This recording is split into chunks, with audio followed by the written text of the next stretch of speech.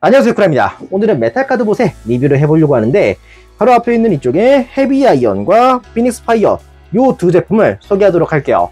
사이즈가 다른데 사이즈가 다른 만큼 가격대가 서로 다르거든요.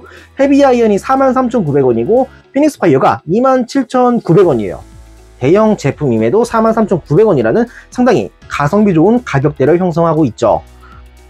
이어서 구성을 보도록 하자면 먼저 각 제품의 설명서가 이렇게 있고 메탈카드봇의 키 아이템이라고 할 수 있는 메탈카드가 이렇게 들어가 있습니다. 이 메탈카드 같은 경우는 전에 소개했던 다른 제품들과 마찬가지로 소환기에 쓰는 카드 그리고 무장으로 변형하는 파트가 서로 나눠지게 되어 있어요.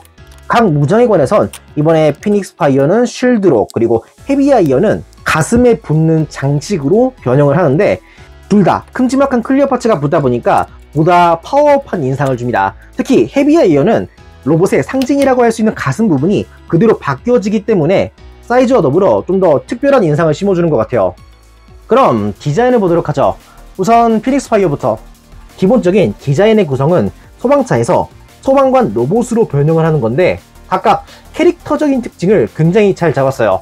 이 소방관 하면은 매시브한 프로포션 이걸 실루엣적으로 잘 표현했고 특징적인 이 소방관의 헬멧이라던가 비클 모드로 넘어와 위에 있는 사다리 호수 그리고 양 측면에 있는 사다리와 그리고 별도의 호수가 따로 표현이 되어 있어요. 물론 이거는 실제 소방차에 보이는 요소라기보다는 소방차 하면은 사다리와 호수지라는 거를 크게 데포르메에서 부각시키려고 했던 부분이라고 생각해요.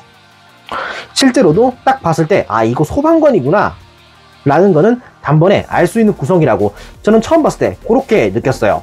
디자인 컨셉 외적으로 보자면 기본적인 실루엣이 전에 소개했던 메가 엠블러와 굉장히 흡사한데 특징적인 이 이중경첩의 허리라던가 각진 블럭의 어깨의 형태 이런 부분이 좀 비슷한 감이 있어요.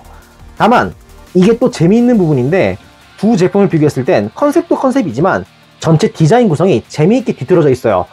보면 메가 엠블러는 어깨 쪽에 비클 모드의 문이 이렇게 배치가 되어 있는데 파이어 피닉스는 이 어깨가 차량의 후면이고 다리 쪽에 차량의 프론트가 배치되어 있습니다. 분명 비슷한 변형 구조를 띠고 있긴 하지만 똑같다 라고 하기보다는 약간 색다른 그런 재미를 주는 것 같아요. 디자인은 대충 이러하고 좀 신경 쓰이는 걸 이야기하자면 우선 이쪽에 무장 비클 모드일 땐 천장에 붙는 사다리형 호수이거든요. 근데 이게 위치가 정중앙이 아니라 약간 옆으로 기울어져 있어요. 애당초 차량의 뒷면 부분이 반으로 나눠져 로봇의 어깨가 되다 보니까 중앙에 딱 연결하기가 좀 힘든 구조로 되어 있거든요. 그래서 약간 옆에 비껴 한쪽에 깔끔하게 연결하는 이런 방식을 채택한 것 같아요. 물론 가지고 노는 거는 이걸로도 충분히 만족스럽긴 하지만 사람에 따라선 정중앙에 연결하지 않는 부분이 좀 불편하게 느끼시는 분들도 계실 거라고 생각합니다. 뭐 그 정도이지 않을까 싶네요. 이어서 가동을 보자면 우선 머리가 축으로 좌우 회전을 하고 어깨의 구조가 약간 특수하게 되어 있는데 뒤에서 봤을 때 약간 척척이 같은 느낌으로 안쪽에 여러 관절이 있거든요. 우선 몸쪽에 붙어있는 쪽이 앞뒤로 스윙할 수 있게 되어 있는 관절이고 그리고 그 축 옆에 좌우로 올릴 수 있게 관절이 있으며 그리고 그 옆에는 앞에 있는 관절과 마찬가지로 좌우로 회전하는 축이 있어요. 그래서 이제 수납할 때는 이렇게 이 앞뒤로 있는 축을 활용해 상체를 집어넣기 위한 가동으로 구성이 되어 있습니다. 그런 다음 팔의 상박 같은 경우는 뒤로 끝까지 가동하는 것도 가능하고 앞으로도 한 클릭 정도 움직여줄 수 있습니다. 그리고 팔꿈치는 이렇게 앞으로 90도 정도 가동이 가능합니다. 횡축은 따로 없고 이어서 허리를 보자면 변형 구조상 이 허리 부분이 경첩으로 되어 있어 상체를 이렇게 숙이는 게 가능해요. 그리고 그 밑에 허리가 회전을 하며 고관절은 앞으로 한 클릭, 두 클릭, 세 클릭 정도 가동이 되고 뒤로는 하나, 둘, 셋, 세 클릭 가동이 가능합니다. 옆으로는 하나, 둘, 셋, 넷, 다섯, 좀 클릭 수가 많은데 이렇게 쭉 올려줄 수 있고 횡축은 따로 없으며 무릎은 이중관절로 완전히 접는 게 가능하죠. 그리고 발 같은 경우는 수납하는 방향으로 발 앞꿈치 그리고 발 뒤꿈치를 이렇게 넣어줄 수가 있습니다. 뭐 딱히 가동에 공헌하는 부분은 아니지만요, 포즈를 잡으면 이런 느낌. 다음으론 헤비 아이언을 보도록 하죠. 디자인적인 구성은 트레일러가 딸린 트럭에서 거대한 슈퍼로봇으로 변형하는 그런 사양으로 되어 있어요. 이게 앞에 소개했던 다른 메탈 카드봇의 로봇은 경찰, 의사, 소방관 등 여러 직업적인 요소가 캐릭터의 개성으로서 부각이 되어 있는데, 이 헤비 아이언에 한해선 이런 직업적인 색이 굉장히 옅으며 그저 멋있는 로봇을 표현하므로 심플하고 강렬한 슈퍼로봇 테이스트에 로망 넘치는 디자인으로 강조가 되어 있어요. 보면 마스크 헤드의 이 고글 부분, 앞에는 클리어로 덮어져 있고 안쪽은 눈이 표현이 되어 있으며, 가슴 부분도 앞에 다른 제품들 같은 경우 비클 모드의 눈은 그대로 디자이너의 한 요소로서 남겨두는 편이었는데, 이쪽은 옆에 판넬을 굳이 전개해서 프론트의 눈을 가리는 형태를 취하고 있어요. 그러면서 가슴 장식은 V자의 형상을 하고 있죠. 제 동년배 같은 경우는 이 슈퍼로봇, 그러니까 용자나 트랜스포머의 영향을 굉장히 많이 받았을 거라 생각하는데, 저랑 비슷한 세대라면 얘 향수가 조금 느껴지는 제품이지 않을까 생각을 합니다.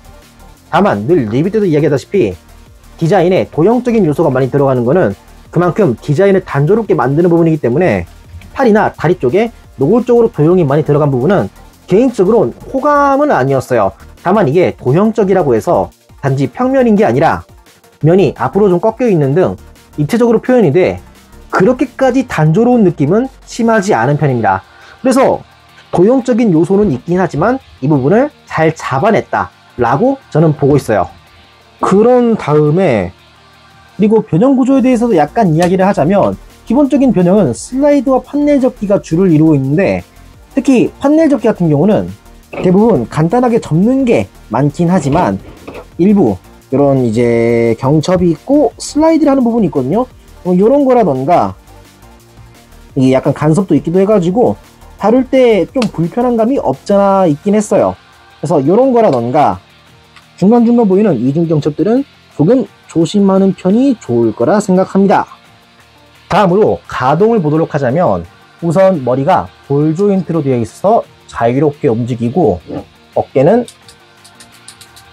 클릭으로 회전을 하며 어깨 쪽지는 옆으로 한 클릭, 두 클릭 정도 가동이 되며, 팔꿈치는 한 클릭 가동이 가능합니다. 그런 다음 허리는 이렇게 회전을 하며 고관절은 앞으로 3클릭 정도 가동이 되고, 뒤로는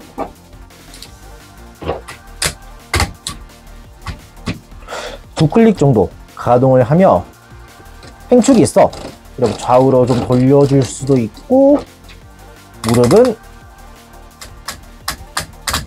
한 6클릭 정도 가동을 합니다. 각도적으로는 90도까지는 가진 않는 그런 가동이죠.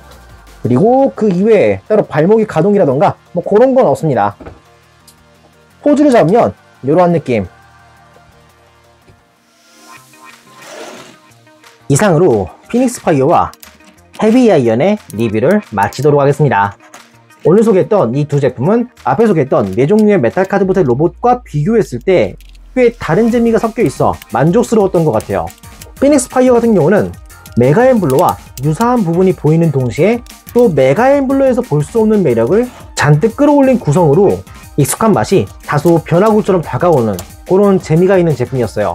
그리고 헤비 아이언 같은 경우는 다른 제품에 비해 사이즈가 크고 구조적으로도 좀 더 만지는 맛이 있던 제품이었기에 상당히 만족스러웠어요. 특히 얘 향수를 불러일으키는 것 같은 이 슈퍼로봇적인 테이스트는 정말로 제 개인적인 취향에 잘 맞아 아주 만족스러웠습니다. 물론 이게 가성비에서 오는 만족감이 커서 그런 걸 수도 있긴 한데, 솔직히 피닉스 파이어 같은 경우는 흔히 트랜스포머에서 나오는 리데코, 리툴 여기에 가까운 제품이란 말이죠. 웬만해서 저는 이제 트랜스포머도 구조가 겹치는 걸 별로 안 사는 편이거든요. 디럭스 클래스도 제품 하나당 거의 뭐 4만원 돈의 물건이다 보니까 좀 부담스럽기도 하거든요. 근데 이거 같은 경우는 2만원대에서 구매할 수 있는 좀 가성비 좋은 제품이다 보니까 뭐 하나쯤이야 더 라고 생각할 수 있었던 게 아닌가 라는 싶은 부분도 있어서 다른 제품들과 동일선상에 놓기가 조금 어려울 거라고 생각해요. 요즘같이 장난감 하나를 살 때 뭐 5, 6만원, 더 나아가서는 애들 왕구지만 10만원까지 가는 것도 흔히 보이거든요. 그래서 제품 하나 살 때도 굉장히 고민을 하고 구매를 하게 되는 편이긴 했는데, 이 메탈카드 봇은 딱 적당한 가격대에서 살까 말까 고민하는 이 애매한 경계선에서 가격으로 허물고 들어오는 그런 느낌이 있어. 이건 약간 하나 살 때 부담이 된다기보다는 싸다 보니까 나도 모르게 이것저것 사고 나중에 좀 많이 샀구나 라고 자각하게 되는 약간 그런 느낌일 것 같아. 제품이 앞으로 더 나온다면은 살짝 공간적으로도 이젠 걱정이 될 수 있는 그런 물건이지 않을까 싶네요. 아무튼 가격적으로도 구성적으로도 상당히 만족스러운 제품이었기에 이번 리뷰를 보고 마음에 드신 분이 계신다면 한 번쯤 구매해 보시는 것도 괜찮을 거라 생각합니다. 그럼 다음 리뷰 때 또 뵙도록 하죠. 이상 쿠라였습니다.